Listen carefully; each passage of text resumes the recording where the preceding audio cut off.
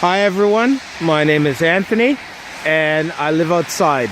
Been living outside for 3 years and this is the area where I camp. I call it camping, not living usually. And there is the train up there and the highway down there, the bridge and some vacant land. And I came to this area about 3 years ago, set up camp here. The area where the camp is full of broken sidewalk type rocks everywhere, trees, and very impassable. It is not the most hospitable place you could find, but it is the spot I chose to camp on. And part of the reason I chose this spot is because it is inhospitable. Therefore, I get very few visitors around here. Trying to make my way to the campsite right now, being very careful. And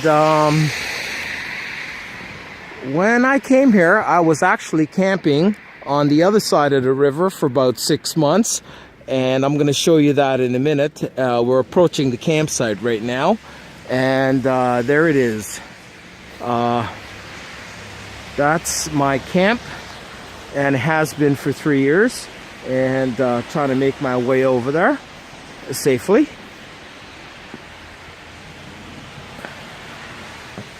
Now, before I show you the campsite, which is right there, I'm going to show you the rest of the area here, and then we'll come back to this. When I first came here 3 years ago, I was camping across the river on the other side, and I'll make my way over there so I can show you the river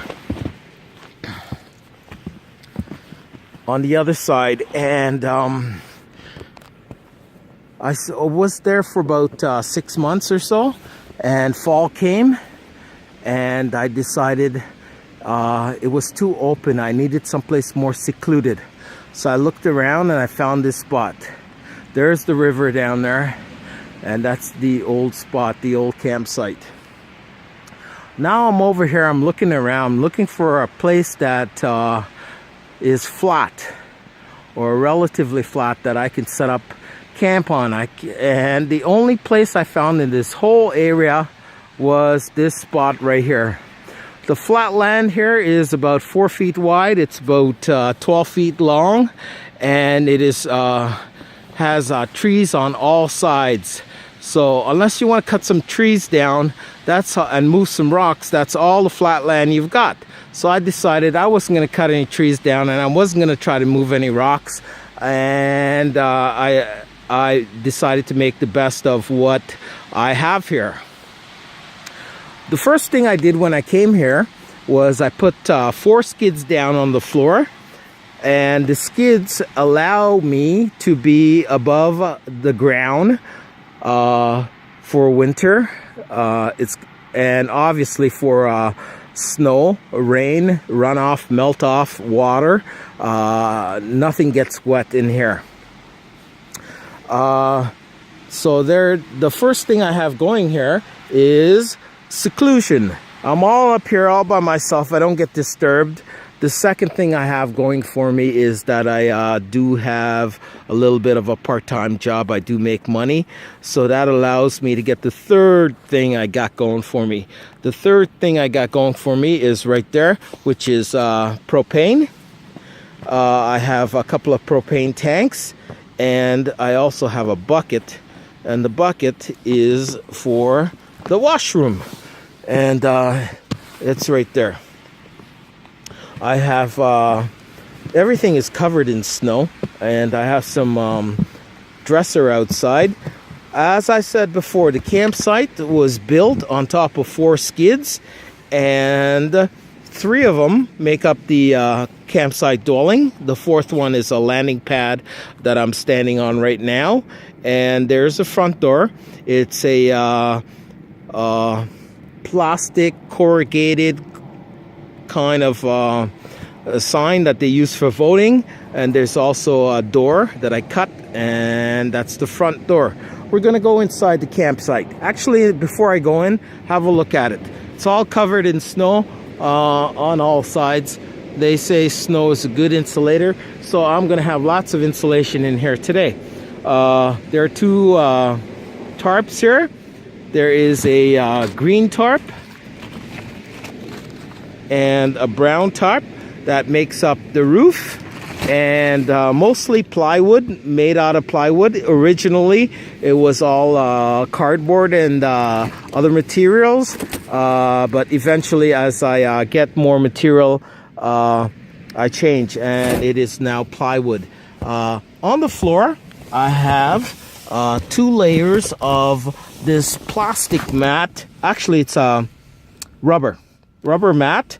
There's a blue one, and below that is the red one. It's kind of like a jigsaw puzzle mat. It's almost a half an inch thick, so I've got an inch of that padding insulation on the bottom.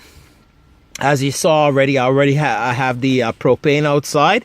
I've got shelves on one wall with all my groceries that the animals can't get into, bottles and cans, stuff in like rice in hard containers, all kinds of shelving on the inside. On the other side, I have hooks so I can hang my coat and whatever. There's a look at my mattress. Is a nice thick foam mattress, and that gives me a lot of comfort in there for sleeping. All of the shelving is hung off the ceiling, including the cooking area. The cooking area, the shelving in that area, I'm going to move inside. The shelving in the cooking area is made from metal and stone, including some marble. I've got some slate up top, metal, marble, slate. I've got a couple of coolers down there with stuff that to keep away from the animals' food, all kinds of dishes, all kinds of cooking gear. I've got a trunk at the back with all my clean clothes with a padded top for my seat. I've got a vent, a window at the back that has the same carpeting on it, and there's the outside. I've got some shelving with blankets, and I've got a quality sleeping bag. That sleeping bag cost me about $100. It's rated -20. Keeps me very warm, dry, and comfortable. I've got a clock. I am going to turn the stove on right now and get some heating in here. If I can get, yeah, there we go. There's the stove. Got a 2-burner stove on the inside, and I have the venting on the top. I sealed it up with some plastic bags right now, but the top has venting, all kinds of venting in here, so I don't asphyxiate myself with this carbon monoxide. I've got shelving on this wall with all my cooking stuff, my cutlery, all kinds of stuff, everything organized all together.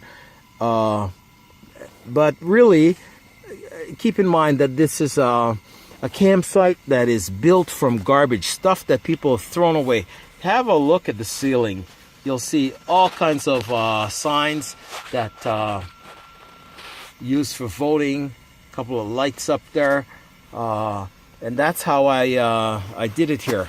I found a spot that's not exactly welcoming and hospitable, with all the rocks around here, and I found a depression. In the depression, I put the skids down. The rocks act as a windbreaker now, and everything works really well. When I put the mattress down on the floor, the entire floor space is taken up, and I'm in my sleeping bag. I'm very dry, very warm, very comfortable. I've been doing this for 3 years, and no problems at all. with respect to keeping warm. In fact, in my opinion, winter is a better time for doing this kind of thing outside.